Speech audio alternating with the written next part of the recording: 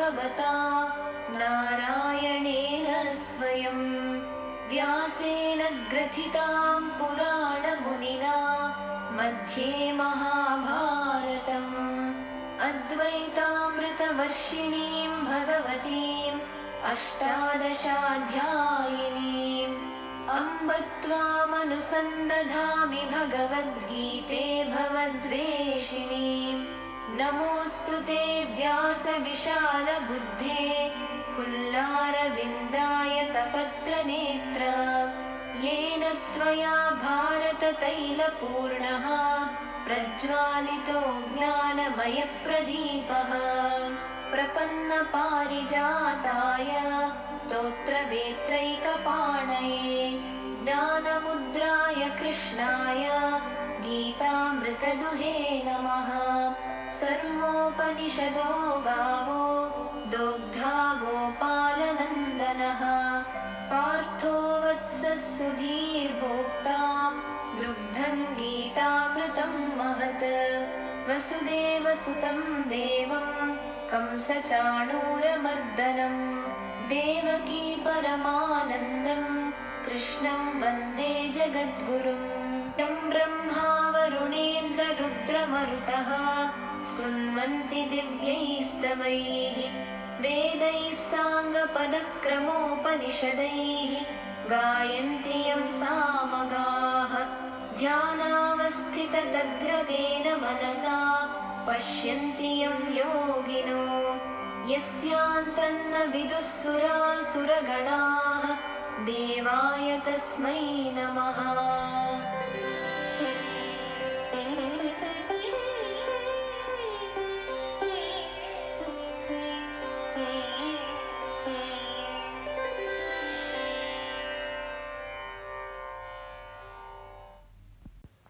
Om Gurubhyo Namaha. We continue with Chapter 4, Gnana Karma Sannyasa Yoga, the yoga of knowledge, of renunciation of action. And here is verse number 41, the essence of Maharishi's commentary. Yoga Sannyasta Karmanam Gnana Sanchana Samsayam Atmavantam na karmani nibadhanti dhananjaya. And here is the English translation. He who has renounced action by virtue of yoga, O winner of wealth, whose doubts are rent asunder by knowledge, who is possessed of the self, him actions do not bind. I repeat again. He who has renounced action by virtue of yoga, O winner of wealth, whose doubts are rent asunder by knowledge, who is possessed of the self, him actions do not bind. There are three important phrases here. He who has renounced action by virtue of yoga. Now the second one is, whose doubts are rent asunder by knowledge. And the third, who is possessed of the self, him actions do not bind. Now let us look at the first phrase, he who has renounced action by virtue of yoga. Here yoga means karma yoga, and by the practice of karma yoga, which is the practice of transcendental meditation supplemented by activity. Again here the karma yoga is the practice of transcendental meditation supplemented by activity.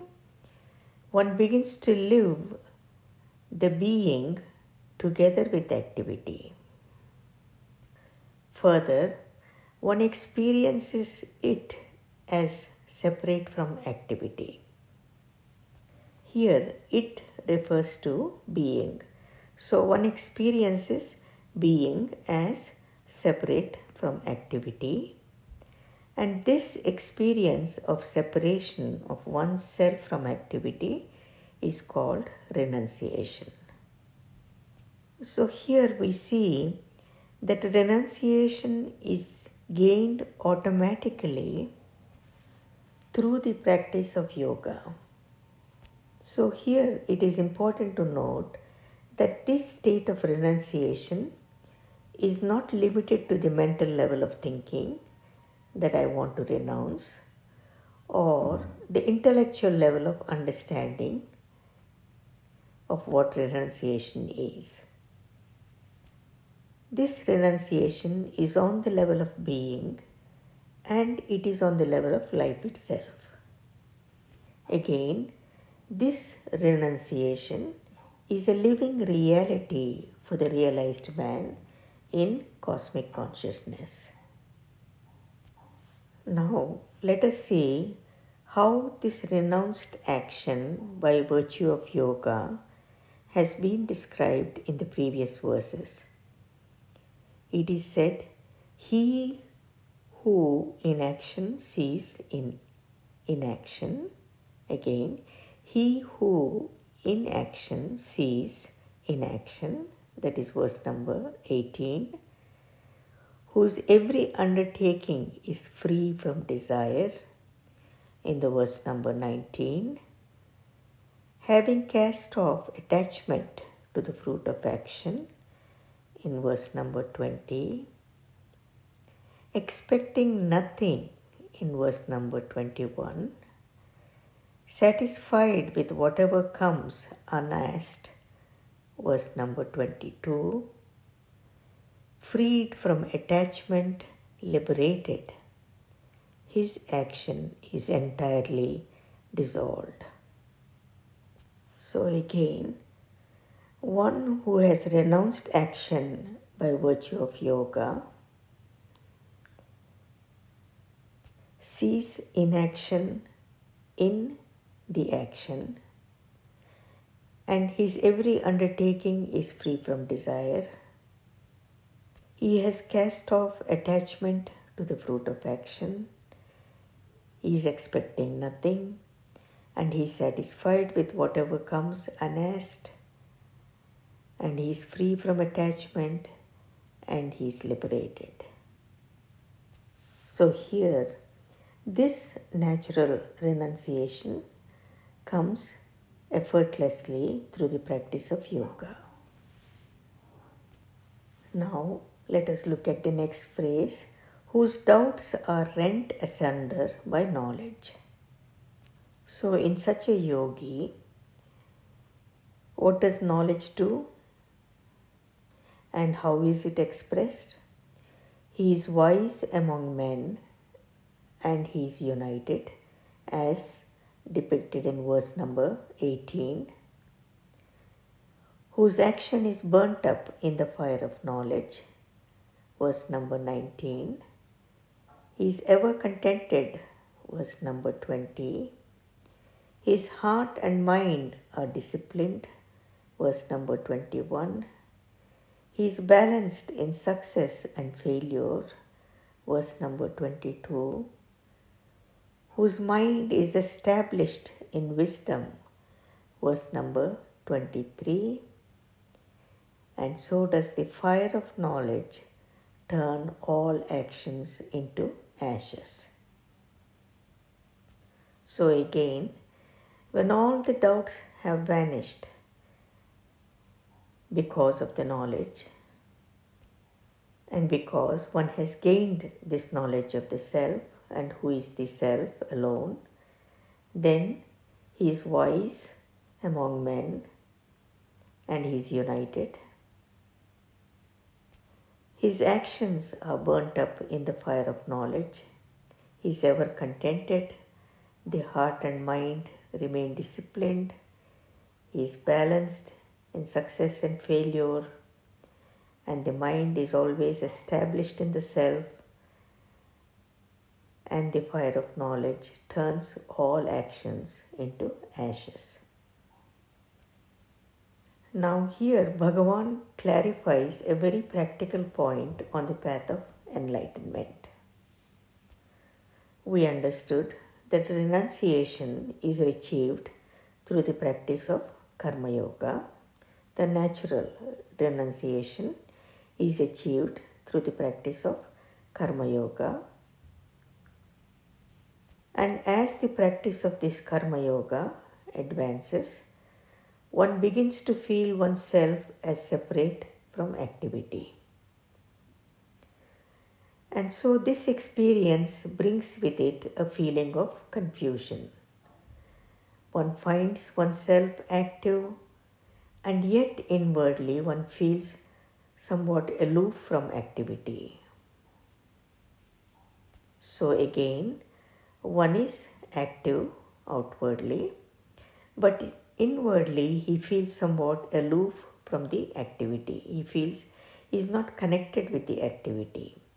So doubts begin to arise in the mind, and the intellect seeks for some explanation of the situation. So here Bhagavan gives the right understanding about this ultimate reality in his teaching of the preceding 40 verses. When a man attains cosmic consciousness, so what happens when the man experiences or attains cosmic consciousness? Then he understands that being is independent and separate from activity, and confirms that his experience is valid, that he is acting, doing the activity, or involved in the action, but he is the being and he is independent and separate from activity. It is this nature, it is this knowledge that removes all doubts about the nature of reality. Now, without this knowledge and without proper understanding, even the direct experience of eternal freedom may be found to create confusion and fear. So, this right understanding about the ultimate reality is important, and the glory of knowledge is extolled here. Now, coming to the third phrase, possessed of the self, where Bhagavan says, who is possessed of the self, him actions do not bind. Now let's look at the one who is possessed of the self. He is the one who has renounced action by virtue of yoga, whose doubts are rent asunder by knowledge. So again, when possessed of the self, he is someone who experiences himself as uninvolved with activity. Here again, possessed of the self indicates fixity in the self for all time, and this happens in the state of cosmic consciousness. So, when one is possessed of himself, then his actions do not bind him, because he is no more involved with actions, and he ceases to identify himself with his activity. Further, he has identified himself with eternal being, and this is how we say he is possessed of the self.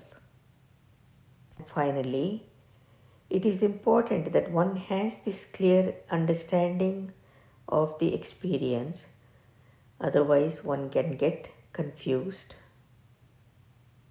and one will not live being fully, and he fails to possess the self in its full glory and grace. And so this is why the knowledge and the experience have to go hand in hand. This empirical knowledge of the Bhagavad Gita and the inner experience of the self and attaining the cosmic consciousness all have to go hand in hand. There are some more implications of the expression possessed of the self in the previous verses. Let us look at them. One who has accomplished all action, verse number 18. Him, the knowers of reality, call him wise. And this is verse number 19. He depends on nothing, as in verse number 20. Performing action by the body alone, verse number 21. Balanced in success and failure, verse number 22. Who acts for the sake of yajna, verse number 23. So again, the one who is possessed of the self has accomplished all action. The knowers of reality call him wise. He depends on nothing. He performs action by the body alone. He is balanced in success and failure, and he acts for the sake of yajna. Let me read the verse again, finally. He who has renounced activity by virtue of yoga, O winner of wealth, whose doubts are rent asunder by knowledge, who is possessed of the self, him actions do not bind. Here, Krishna addresses Arjuna as Dhananjaya, meaning winner of wealth.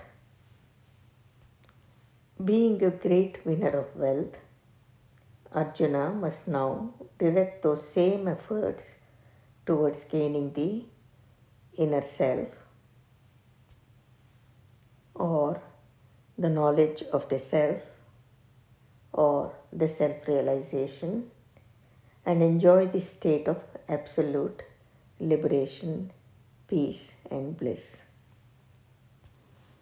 Here ends the essence of verse number 41 of Maharishi's translation and commentary of the Gita, Chapter-4, Jnana Karma Sannyasa Yoga, the yoga of knowledge, of renunciation of action.